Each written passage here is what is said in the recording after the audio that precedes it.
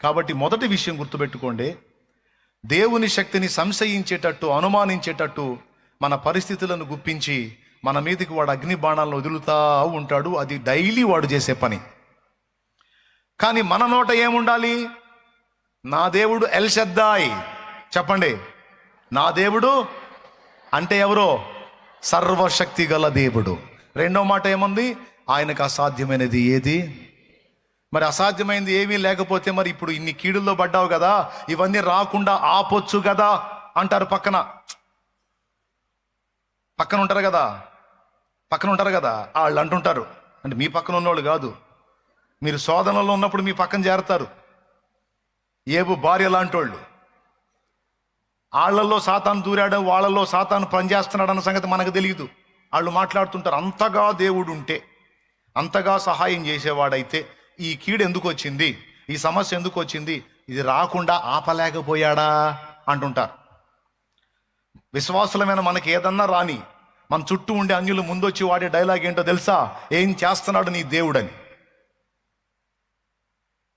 మన చుట్టూ ఉండేటువంటి అవిశ్వాసులు ఫస్ట్ వచ్చి వేసే డైలాగ్ ఏంటో తెలుసా? మన దగ్గరకు వచ్చి, నీ దేవుడు ఎందుకని కాపాడలేదు, అందుకే చర్చికి వెళ్ళొద్దు అంటున్నాను అంటాడు. ఏదన్నా జరగని వాడు ఇడిదిప్పి తీసుకొచ్చి నువ్వు చర్చికి పోతున్నావు అందుకే జరుగుతుంది అంటాడు. పాపం వాడి తప్పు కాదు అది, వాడిని శోధిస్తున్న దురాత్మ పని చేస్తుంది వాడిని. ఏదన్నా జరగని ఆఖరికి వాడు బైకు పిచ్చి పిచ్చిగా నడిపి మొహం పగలు కొట్టుకుని వచ్చి కూడా, నా మొహం ఎందుకు పగిలిందో తెలుసా? నువ్వు చర్చికి పోతుంటే పగిలింది అంటాడు. అరే, నువ్వు రోడ్డు మీద మిడివేలంగా పోయి నువ్వు హెల్మెట్ పెట్టుకోకుండా పోయి తల పగల కొట్టుకొని మొహం పగల కొట్టుకొని వస్తే నేను చర్చికి పోవటం నీ మొహం పగలటం సంబంధం ఏముందని నువ్వు అడిగితే కూడా ఊరుకోడు. కాదు, అది అంతే, నువ్వు చర్చికి పోతున్నావు అందుకే నా నెత్తి పగిలింది, నా మొహం పగిలింది అంటాడు. పాపం వాడిది కాదు ఆ తప్పు, వానిలో ఉండి శోధిస్తున్న దురాత్మ తప్పు అది చేస్తుంది ఆ పని. కొన్ని రకాల కీడులు, శోధనలు నీ మీదకి వచ్చినప్పుడు నీతో ఉన్నవాళ్ళు లేదా నీ మనసే నిన్ను అడిగిద్ది, నిజంగా దేవుడు తోడై ఉంటే అసలు ఇలా ఎందుకు జరిగింది, ఇలా జరగకపోతే బాగుండు కదా, ఏం అరచేయి అడ్డుపెట్టి కాపాడలేకపోయాడా? ఏదో అనుకుంటున్నావు కానీ దేవుడు అంతా ఇంత అని, అంతా నీ భ్రమ అనిపిస్తాడు. అప్పుడు నీ డైలాగ్ ఏంది? పక్క వాళ్ళు ఆ మాట అన్నా, లేకపోతే నీ మనసే నీతో ఆ మాట అన్నా, నీ డైలాగ్ ఏం చెప్పు? నువ్వైతే ఏమంటావు అక్క? నువ్వైతే ఏమంటావు? మోకాళ్ళుని ఆ మాట అన్నోళ్ళు అటు పోగానే, ప్రభువా నిజమే కదా తండ్రి, మరి నీ దూతల కాపుదల అంటివి, నేను నీ విడవని ఎడబాయనంటివి, బైబిల్ నిండా పెద్ద పెద్ద మాటలు మాట్లాడితివి, మరి ఎందుకు రానిచ్చావయ్యా? వాళ్ళు అన్నది నిజమే కదా ప్రభువా అని అడుగుదామా? లేకపోతే ఏమందాం? మరి ఏమందాం? నా లైఫ్, నా వారి లైఫ్, నా జీవితం, నా వారి జీవితం నా దేవుడి చేతుల్లో ఉంది. నాకు రెండు తెలుసు, నా దేవునికి తెలియకుండా ఏది జరగదు. నంబర్ 1, నా దేవుడికి తెలిసి ఒక కీడులాగా నా మీదకి ఒక సమస్య వచ్చింది అంటే ఖచ్చితంగా నాకు ఒక గొప్ప మేలు జరగటానికి అది నాంది.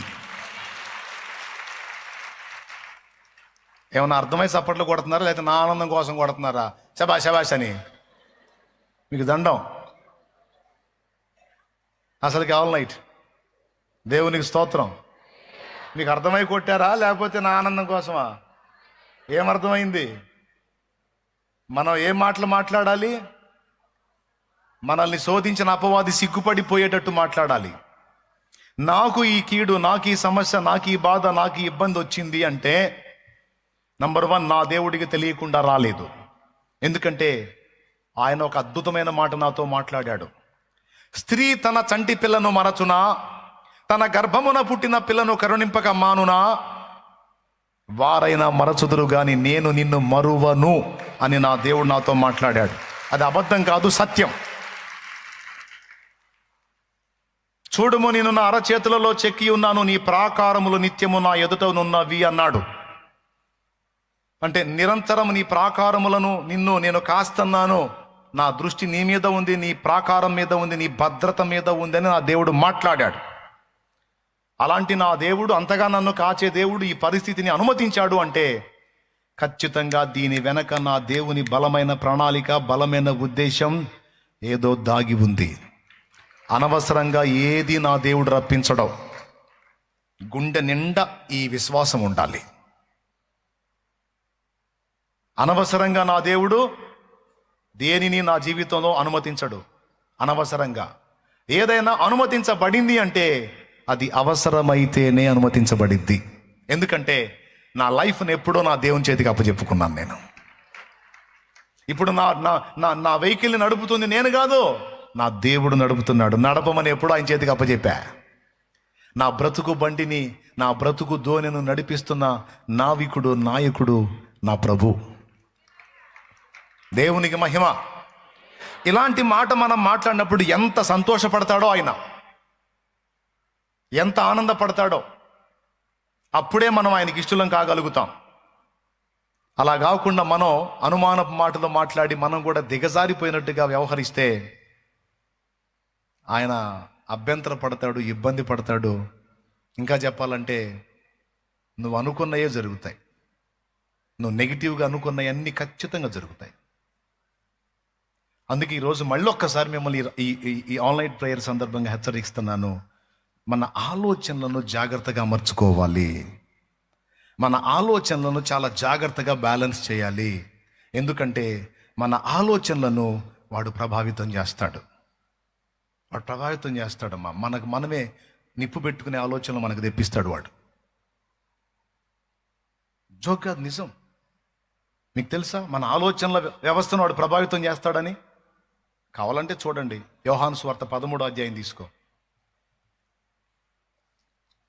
యోహాను సువార్త 13వ అధ్యాయం ఒక్కసారి తీసుకో. మొదటి వచనం నుంచి, లేకపోతే 2వ వచనం నుంచి చదువు. వారు భోజనము చేయుచుండగా ఆయనను అప్పగింపవలనని సీమోను కుమారుడు ఇస్కరియోతు యూదా హృదయములో అపవాది ఇంతకుముందు ఆలోచన పుట్టించి ఉండెను గనుక. ఆ మాట ఎప్పుడన్నా ఆలోచించారా? ఒక మనిషికి వాడు ఆలోచన పుట్టించడం ఏంటి?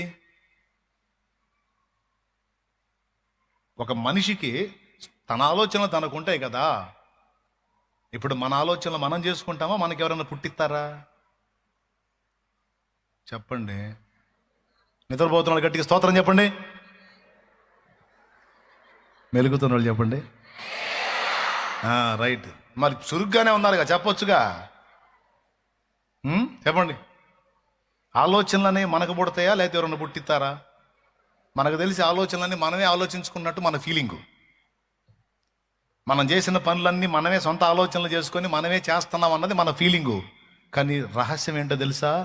కొన్నిసార్లు మనం చేసుకుంటున్నాం అనుకున్న ఆలోచనల్లో వాడెంటర్ అయ్యి వాడు పుట్టించే ఆలోచనలు కూడా ఉంటాయి. అంతెందుకు, ఇప్పుడు నేను వాక్యం చెబుతున్నా కదా, మీకు దిక్కుమాల ఆలోచనలు కూడా వస్తాయి. శాలేమన్నా అసలు తెల్లగొడ్లు కట్టుకొని ఇంత పర్ఫెక్ట్గా వాక్యం బోధిస్తుంటాడు కదా, అసలు ఏ తప్పు చేయలేదంటావా? అబద్ధాలు ఆడకుండా నిజం చెప్పండి, ఎప్పుడన్నా ఇలాంటి ఆలోచన వచ్చిందా మీకు? ఇగో షో చేయొద్దు, కనీసం వాళ్ళ ఆవిడని ఒక దెబ్బన్న కొట్టుండడు అంటావా?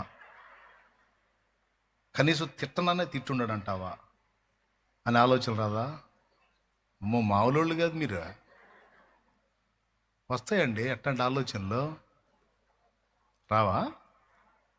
గో ఊరుకో, నేను ఒప్పుకోనట్లా. అవునా? ఒకవేళ మీకు అలాంటి ఆలోచన వచ్చినా కూడా వెంటనే మీరు ఏం చేస్తారు తెలుసా? ఓ సైతానా అన్నట్టు అంటాడు కాదు, అన్న మంచోడు, అన్న జాగ్రత్తగానే ఉంటాడు. అది మీ విశ్వాసం, నా మీద మీకున్న ప్రేమను బట్టి. ఏమండి, అలాంటి ఆలోచన ఒకవేళ వచ్చినా దాన్ని వెంటనే అడ్డుకుంటారు. ఆలోచన రాకుండా అయితే ఉండదు. ఇప్పుడు ఒప్పుకుంటారా? ఎంతమంది ఒప్పుకుంటారు? Thank you. కొంతమంది అయినా నా పరువు కాపాడినందుకు. అంటే డౌట్లు వస్తాయి, కానీ మీరు సమాధానం చెప్పుకుంటారు మీ మనసుకి. ఏమని? అన్నట్లు అంటాడు, అదేబా నేను అయ్యే వినను అన్న. దేవుని సేవకుడు ఆయన, అంతే. దేవుడు ఏర్పరచుకున్న పాత్ర అన్నాను. ఏదో చెప్పుకుంటా నీ మనసుకు నువ్వు. లేకపోతే నన్ను ప్రేమించకపోతే నన్ను ఫాలో అవ్వలేవుగా. ఫాలో అవ్వకపోతే నువ్వు తేడా పడతావుగా. అందుకని నీ మనసుకు నువ్వే చెప్పుకుంటా. కానీ ఆలోచనలు అయితే వస్తాయి. నేను చెప్తున్నాను, మనకు వచ్చేటువంటి ఆలోచనల్లో దాదాపు సగభాగం నెగిటివ్ ఫోర్స్ నుంచి వస్తాయి. దీన్ని రాసి పెట్టుకోండి. మన ఆలోచనల్లో సగభాగం వ్యతిరేక శక్తుల నుండి వస్తాయి. ఏందనుకున్నావు మరి? నువ్వేమనుకుంటావు? నువ్వే ఆలోచించుకుంటున్నావు అనుకుంటావు. ఫర్ ఎగ్జాంపుల్ సింపుల్గా చెప్తా. ఇంట్లో గొడవ అయింది, చిరాకు పుట్టింది. గొడవ దరిద్రం కన్నా చస్తే పోయిద్ది. ఒక్కసారి చచ్చిపోతే పోయిద్ది. ఎట్ట చావాలి? చస్తే పోయిద్ది అనే ఆలోచన ఎప్పుడైనా మీకు వచ్చిందా? వస్తే చేతులు ఎత్తండి. ఎంతమందికి వచ్చిందో చేతులు ఎత్తండి. అట్లా కదిలించండి చేతులు. చాలామంది చేతులు ఊపుతూ ఉన్నారు. అంటే దాదాపు ఇక్కడ ఉన్న వాళ్ళతో దాదాపు వేల సంఖ్యలోనే వచ్చింది అలాంటి ఆలోచన. ఒకసారి చెప్పండి, నేను చెప్తాను. ఆ తర్వాత ఆ ఆలోచన వచ్చినప్పుడు చస్తే పోయిద్దని ఏదో వచ్చింది ఆలోచన. కొద్దిసేపటి తర్వాత దేవుడు దర్శించి ఏదో నీ మైండ్ని వాక్యం ద్వారానో ఎట్లనో కంట్రోల్ చేశాడు. సడన్గా అప్పుడే ఏదో నా షార్ట్ మెసేజ్ ఏదో వచ్చింది నీకు. నీ కోసం చచ్చిపోయిన వాడు ఒకడు ఉండగా నువ్వు చస్తాను బతుకుతానంటావు, నిద్రమోహం దానా అని ఒక మాట వచ్చింది. నేను అన్నాను అనుకో, చంప చెళ్ళు అన్నట్టు ఉంటుంది. నిషా దిగిద్ది. నిజమేగా, నా కోసం ప్రాణం పెట్టినంతగా నన్ను ప్రేమించిన యేసయ్య ఉంటే, నా ప్రభు నాకుంటే నేను చావటం ఏంది?